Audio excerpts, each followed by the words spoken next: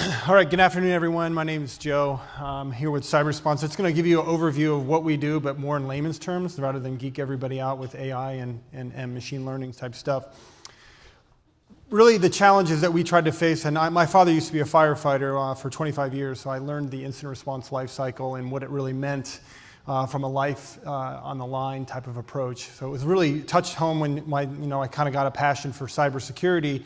Really, how do we better incident respond, and how do we automate to the automated adversary, right? So the easiest way to the challenges that we face is we kind of handle like what a Tesla does with bumper-to-bumper traffic, right? No one really likes to be in bumper traffic.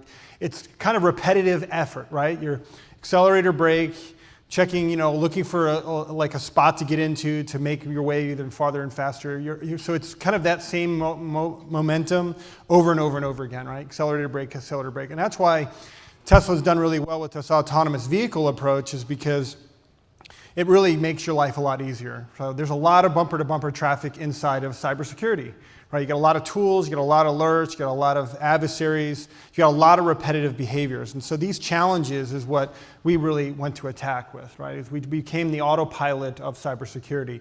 And so these challenges really cause a lot of overhead, a lot of turnover, a lot of disjointed type of approach, people not really talking. And most security operations centers without automation are always oftentimes very unhappy environments to work in, because you're in bumper-to-bumper traffic every day when you go to work. And I don't know if anybody would ever want to be in that world. And so what autonomy did for cybersecurity was it built a real ROI for the first time, because most tools were really difficult to determine how can you pay for itself. Well, when you're saving someone's time and you're saving effort and you're eliminating bumper-to-bumper traffic from the customer, it really equates to how much money is actually saved and how much effort has been put in. If you could pay somebody to be in bumper-to-bumper traffic for you, people would do it every day. And so that's kind of what we did with cyber automation. By saving time, it equates to actually money saved. So they can actually get more work done in less time. They can actually they can eliminate the repetitive work that they have going on inside their environment. And so how we did this is we took my father's incident response world of firefighting, which is what cybersecurity does now, and we automated that with orchestration and automation. And that became into three buckets, right? So the ability to have the case management where humans in different teams can communicate under a single unified platform. They can automate their response by working with MITRE ATT&CK framework that we're working with. Right now we're doing work with there's a conference coming up in September 5 and 6 for the Incident Response Consortium. I recommend everybody to come. It's free to come to.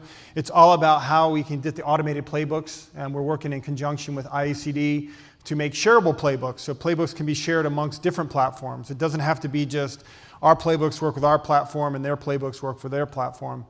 And multi-tenancy, the ability to have multiple environments run under one platform.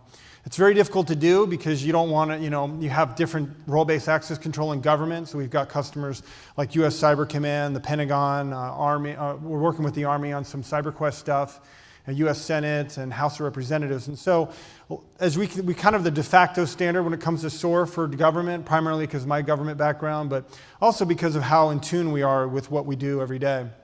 And what is automation? Everybody keeps talking about it, but I'll walk you real quick through it. There's all these integrations, all these alerts, and all these different types of actions come into CyberResponse.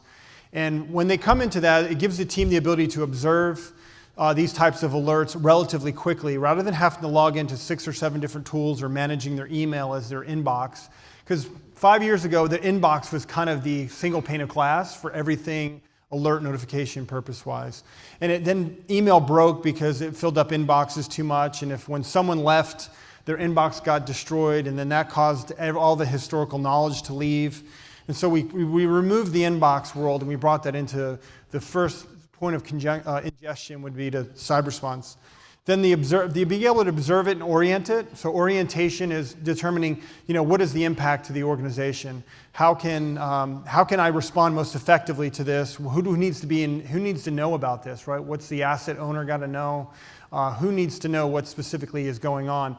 This used to just happen over email a lot of times in the past, which if you weren't checking your email at every second of the day, you'd miss a lot of important stuff. So cyber automation became the problem to solve, and to solve that problem with the reliance on email. And then deciding what to do.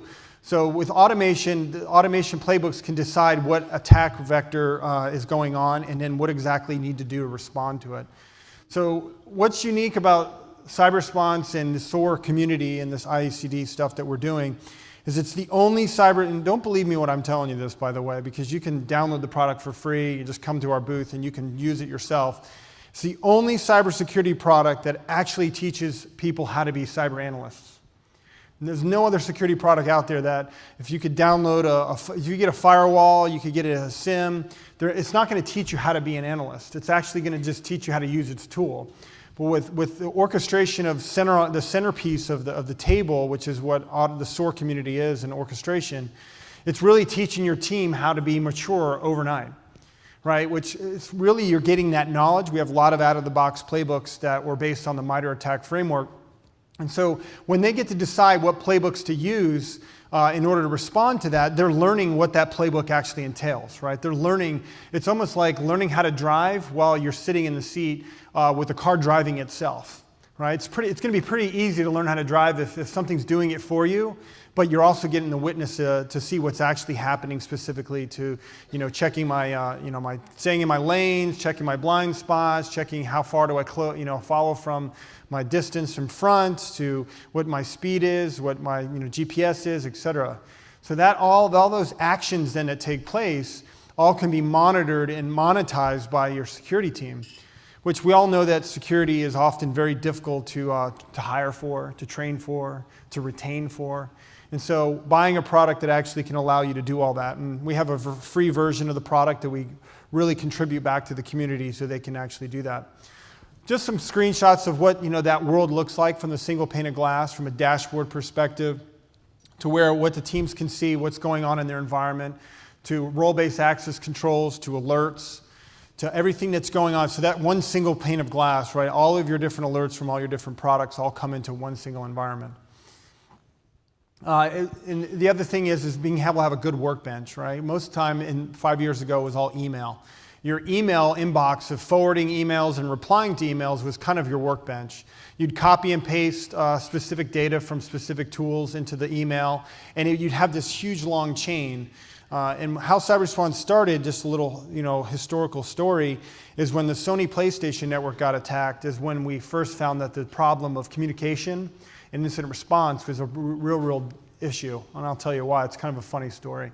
Is where they were so reliant on email to communicate their incident response and how actually who's doing what and their conference calls going on, that the adversaries actually had already compromised their email server, and they were sending out telephone conference call bridge numbers with the FBI, and the adversaries were going in and recording all of the conference calls while they were on the FBI, and then they post them all up on the internet. And so they basically cut them off at the knees.